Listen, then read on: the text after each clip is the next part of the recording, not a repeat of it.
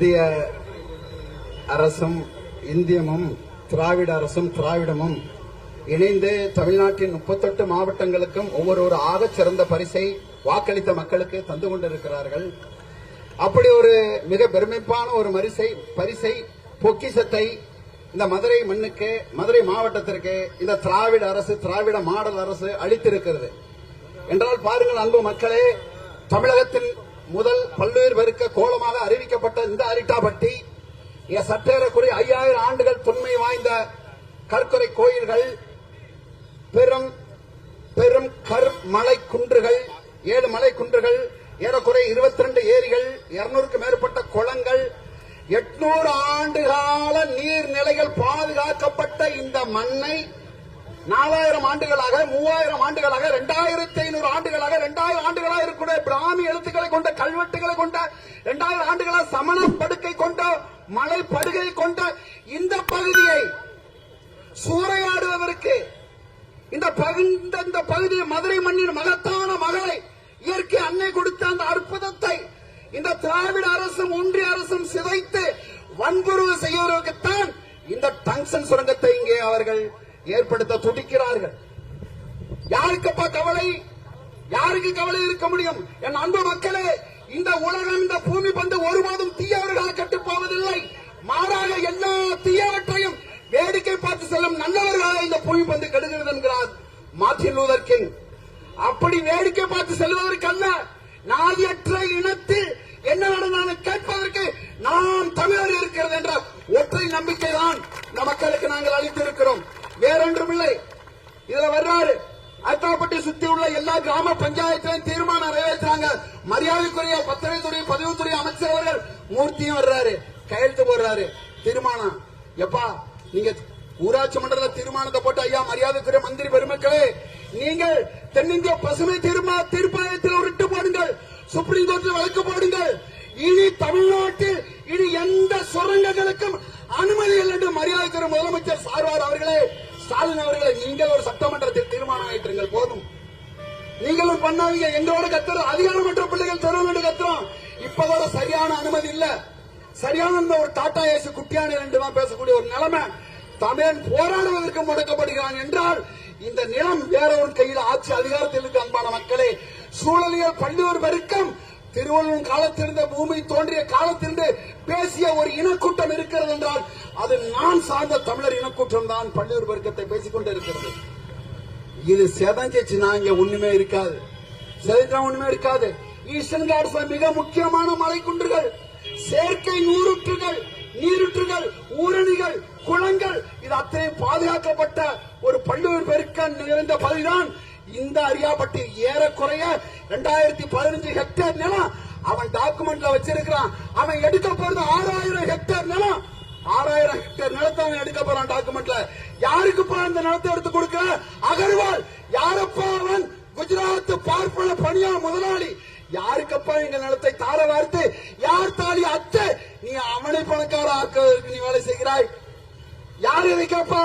யார் செய்வா? ஊடகத்தில் விவாதம் போடுவா வரக்கூடிய இந்த விஷயம் அப்படி அமைக்கப்பட்டு கிடக்கிறது.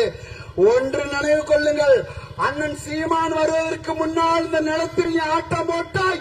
இனி நிலத்தில் ஆட்டம் போடும் அத்தனை பேர்களை கெண்ட காடுகளுக்கு கீழே வைத்தியம் பார்க்கப்படும்.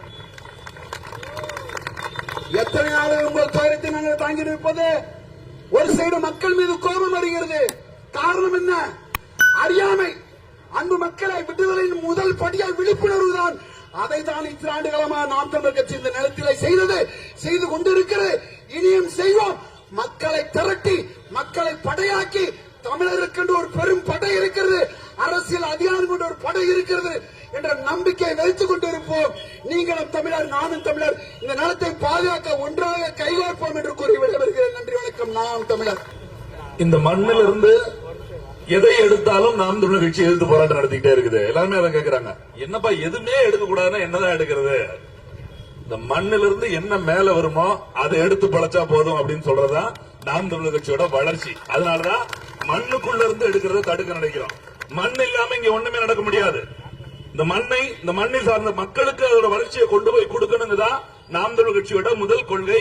அதனாலதான் மண்ணிற்கு எதிராக நடக்கக்கூடிய அத்தனை துறைகளையும் கண்டித்து நாம் தமிழர் கட்சி தொடர்ச்சியா போராடிக்கிட்டே வரும். தாங்க. இந்த அரிட்டாப்பட்டி மட்டும் நினைக்காதீங்க.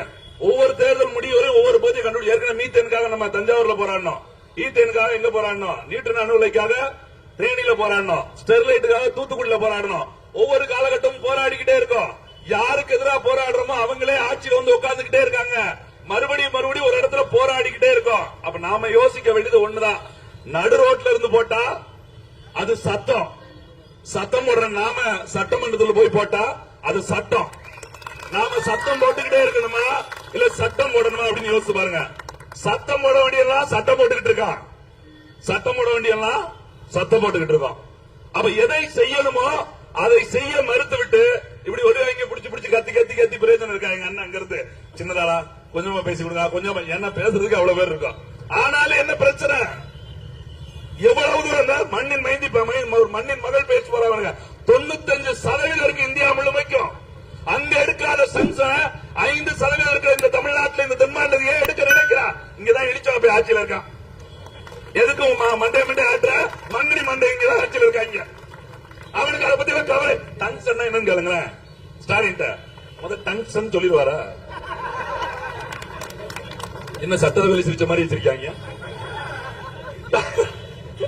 எதுக்கு நான் சொல்றேன்னா, ஒரு தீர்மானம் போட்டு சொல்லிருக்காரு பாருங்க.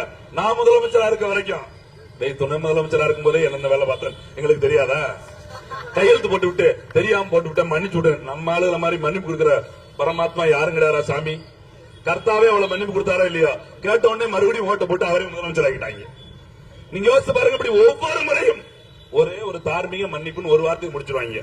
ஆனா செஞ்ச தப்ப ஒருபோதும் சரி பண்ண முடியாது. சரி பண்றதுக்கு ஒரு வாய்ப்பு தான் இருக்கு, அவங்களை அழிச்சுட்டாதான் முடியும். அதனால நாங்க என்னடா தேர்தல் பிரச்சாரம் மாதிரி சொல்றோம்னு நினைக்காதீங்க. ஒவ்வொரு முறையும் நாங்கள் எங்கள் குறைகளை சொல்லிதான் கேட்டு வர்ற மக்களுக்கான குறைகள் தான். நாம் தமிழர் கட்சி இந்த மண்ணுக்கும் மக்களுக்குமாக தொடர்ச்சியாக ஏன் போராடுகிற இடத்துல மட்டுமே இருக்குது. மக்களுக்கான தேவைகளுக்காக குரல் கொடுக்கிற கட்சி ஏன் ஆட்சிக்கு வர முடியல? அந்த கேள்வியை உங்களுக்குள்ள எழுப்புங்க. 26 அதுக்கு விடை தேடுங்க. நான் மறுபடியும் சொல்றேன், அப்படி நாம் தமிழர் கட்சி ஆட்சிக்கு வருகிற போது இப்படி ஒரு ஆர்ப்பாட்டத்தில் திமுக அதிமுக நிக்கவே நிக்காது. தெர தெர சாராய கடை தெர சாராய கடை அப்படி ஒரு ஆர்ப்பாட்டத்தில் நிக்கும். எப்படி இவங்க போட்ட தீர்மானம் உங்களுக்கு தெரியல. நாங்க வந்தா சாராய கடை மூடிட்டாங்களா? இதுல வேற சொல்றாரு, இரும்பு கரம் கொண்டு அடக்க வேண்டியவர் நம்மகிட்ட சொல்றாரு. எல்லாரும் உறுதிமொழி எடுத்துக்கங்க. நம்ம போதையில இருந்து வெளியே போயிடணும். குடிக்கிறது நீடா நாயா? நாங்க கிடையாது. குடிக்க தடுக்க நினைக்கிற சாராயம் போதை இல்லையா? அதை விற்க தடுக்க வேண்டிய இடத்தில் இருக்கக்கூடிய ஆட்சியில் இருக்கிற அவர்கள் நம்மள உறுதிமொழி எடுத்து சொல்றாங்க. நாளைக்கே சொல்லுவாங்க டங்ஸ்டன் இருந்து நம்மளை காப்போம் உறுதிமொழி நம்மளே சொல்லுவாங்க. அரிட்டாப்பட்டியிலே வந்து சொல்லுவாங்க. அதனால உணர்ந்து கொண்டு இங்க அரிட்டாப்பட்டியில வாழ்கிற மக்கள் மட்டும் இல்ல, உலகம் இருக்கக்கூடிய தமிழர்கள் இன்றைக்கு அரிட்டாப்பட்டி, நேற்றைக்கு தூத்துக்குடி, முந்தா நாள் தேனி, அதற்கு முதல் நாள் தஞ்சாவூர், நாளை நம்ம ஊரா இருக்கும் அப்படின்னு நினைச்சு உங்க பிறந்த மண்ணுக்காக போராட தயாராங்க. 2026 விடை காணுங்கள். நன்றி, வணக்கம். நாம் தமிழர்.